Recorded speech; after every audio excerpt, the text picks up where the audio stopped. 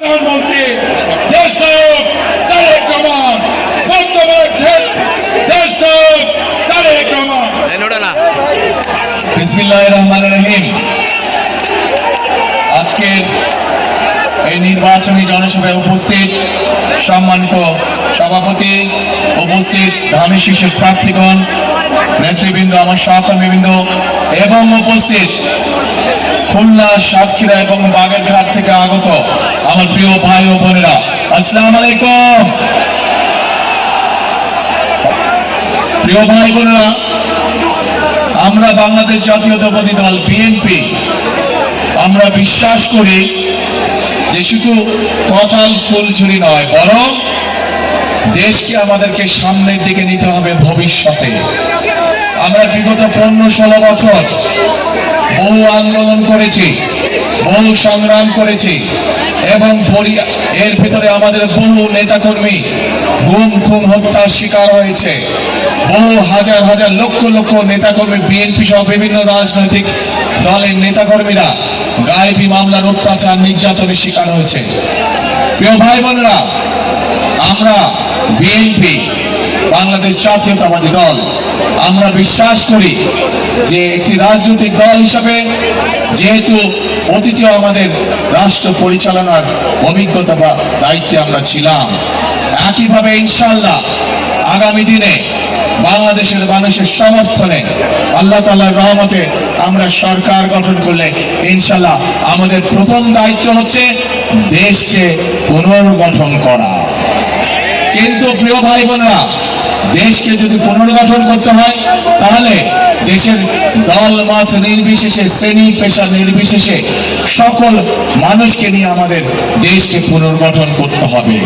শুধু যে কোনো এক ধরনের মানুষকে নিয়ে দেশ কখনো পুনর্গঠন করা যায় না। হয়তো অন্য কাজ করা যায়, কিন্তু দেশ পুনর্গঠন করা যায় না। প্রিয় ভাই বোনেরা, এই দেশের জনসংখ্যা প্রায় 20 কোটি। এই 20 কোটির মধ্যে অন্তত 10 কোটি জনসংখ্যা হচ্ছে এই দেশের নারী সমাজ, অর্থাৎ জনসংখ্যার অর্ধেক হচ্ছে এই দেশের নারী সমাজ। এই নারী সমাজকে যদি আমরা পেছনে রেখে যতই পরিকল্পনা গ্রহণ করি না কেন, যতই বড় বড় কথা আমরা বলি না কেন, কোনোভাবেই সম্ভব নয় দেশকে সামনে নিয়ে যাওয়া, কোনোভাবেই সম্ভব নয় দেশকে পুনর্গঠন করা।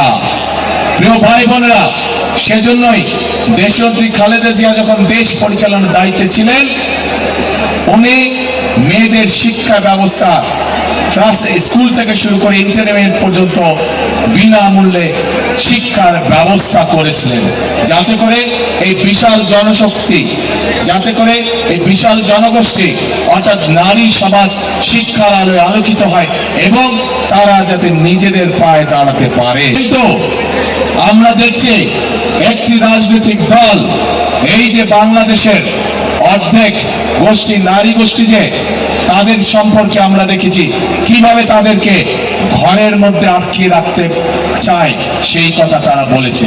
আমরা দেখেছি একটি রাজনৈতিক দলের একজন নেতা পরিষ্কারভাবে বলে দিয়েছে যে তারা কোনোভাবেই নারীর নেতৃত্বে বিশ্বাস করে না। আমরা দেখেছি একটি রাজনৈতিক দলের নেতা পরিষ্কারভাবে দুদিন আগে বলেছে যে যে সকল মহিলা, যে সকল মা বোনেরা কর্মসংস্থানের উদ্দেশ্যে, কর্মসংস্থানের জন্য যান, তাদেরকে, প্রিয় ভাই বোনেরা, আপনাদের সামনে আমার বলতে রীতিমতো লজ্জা হচ্ছে, এমন একটি শব্দ সে আমাদের সব মা বোনদের জন্য ব্যবহার করেছে যা এই দেশের জন্য একটি কলঙ্ক স্বরূপ।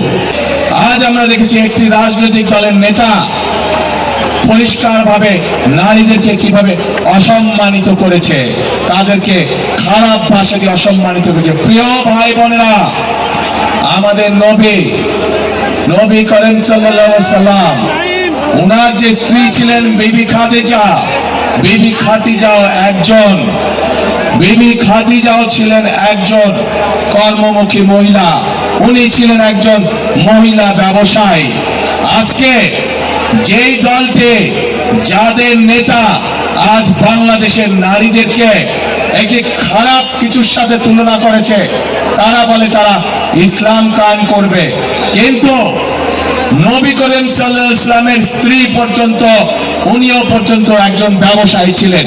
তাহলে আজকে কোথায় গিয়ে দাঁড়ালো বাংলাদেশের নারী সমাজ তথা তাবৎ পৃথিবীর নারী সমাজকে কিভাবে অপমান করা হলো? তাহলে আপনাদের কাছে আমার প্রশ্ন, আজকে নির্বাচনে যদি তারা কোনোভাবে সুযোগ পায় নির্বাচন পরবর্তী সময়, তাহলে তাদের আচরণ কি হতে পারে?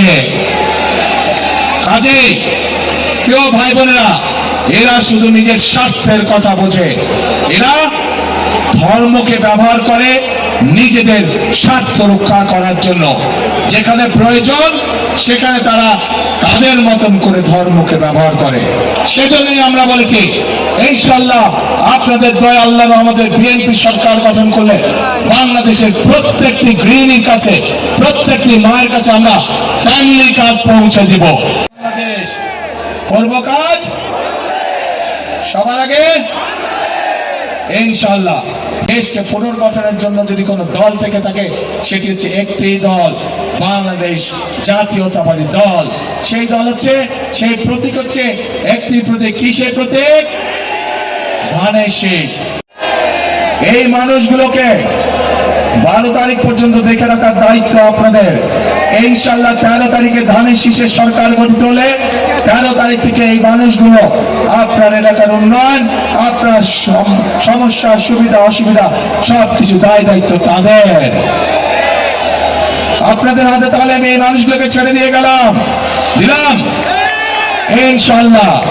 আসুন আমাদের তাহলে বসেন, আমাদের তাহলে আজকে প্রতিজ্ঞা হোক, আমরা যে কোনো মূল্যে ধানের শীষকে বিজয় করব এবং ধানের শীষকে বিজয় করার মাধ্যমে আমরা দেশ পুনর্গঠনের কাজে হাত দিব। আছেন নাকি আমার সাথে? দেশ গঠনে কারা আছেন আমার সাথে? কারা আছেন আমার সাথে দেশ গঠনে? আলহামদুলিল্লাহ, আলহামদুলিল্লাহ। প্রিয় ভাই বোনেরা, আজ তাহলে এখানেই থাকলো। ইনশাআল্লাহ নির্বাচনের পরে আবার আপনাদের সাথে মোলাকাত হবে। যেদিন আমরা এই এলাকায় ফ্যামিলি কার্ড দেওয়া শুরু করব,